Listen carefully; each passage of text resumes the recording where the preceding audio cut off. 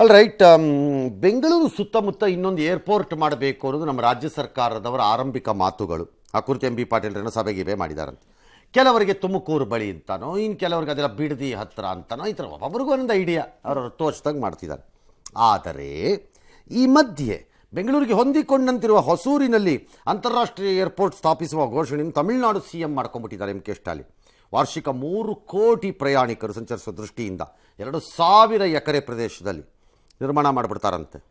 2,000 ಎಕರೆಗೆ ಆಗತ್ತಾ? ಆಗಲಿಕ್ಕಿಲ್ಲ. ಏನೋ ಸ್ಟಾಲಿನ್ ವಿಧಾನಸಭೆಯಲ್ಲಿ ಹೇಳ್ಕೊಂಬಿಟ್ಟಿದ್ದಾರೆ, ಒತ್ತಡ ಕಡಿಮೆ ಆಗುತ್ತೆ ದೇವನಹಳ್ಳಿ ಅಂತ. ದೇವನಹಳ್ಳಿ ಒತ್ತಡ ಕಡಿಮೆ ಆಗೋದಕ್ಕೇನು ಬೇಕಾಗಿಲ್ಲ, ಅಲ್ಲಿ ಅವ್ರಿಗೆ ಬೇಕು. ಯಾಕೆ ಹೊಸೂರಲ್ಲಿ ಯಾಕೆ ಮಾಡಬೇಕು? ಬಾರ್ಡ್ರಿಗೆ ಬಂದ್ಬಿಟ್ಟು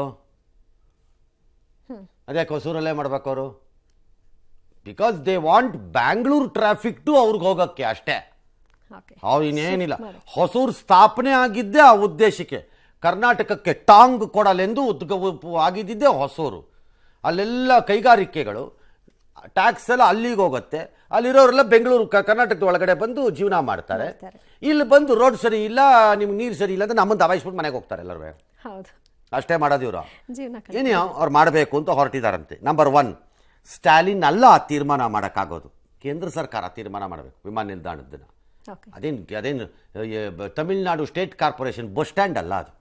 ನಂಬರ್ 1. ನಂಬರ್ 2, ಒಂದು ವೇಳೆ ಮಾಡೋಣ ಅಂತಾದರೂ ದೇಶದ ವಿಚಾರದಲ್ಲಿ ಇನ್ನೊಂದು ಏರ್ಪೋರ್ಟ್ ಬರಬೇಕು ಅಂತಾನೋ ಮತ್ತೊಂದು ಅಂತಾನೋ ಮಗದೊಂದು ಇವ್ರು ಮಾಡಿಕೊಂಡ್ರು. ಐ ಥಿಂಕ್ ಇನ್ನೊಂದು 6-7 ವರ್ಷ ಮಾಡಲಿಕ್ಕಾಗಲ್ಲ. ಯಾಕಂದರೆ ಬೆಂಗಳೂರು ಏರ್ಪೋರ್ಟ್ಗೂ ಅದಕ್ಕೂ 250 ಕಿಲೋಮೀಟರ್ ಇದು ಬರಲ್ಲ. ಓಪನ್ ಸ್ಕೈ ಪಾಲಿಸಿನಲ್ಲಿ ಅದೊಂದು ಕ್ಲಾಸ್ ಇದೆ. ಹಾಗಾಗಿ ಅದ್ರ ಮಾಡ್ಲಿಕ್ಕೆ ಬರಲ್ಲ ಅಂತ ಅನ್ಸತ್ತೆ ನನಗೆ. ಅಟ್ಲೀಸ್ಟ್ 6-7 ವರ್ಷ.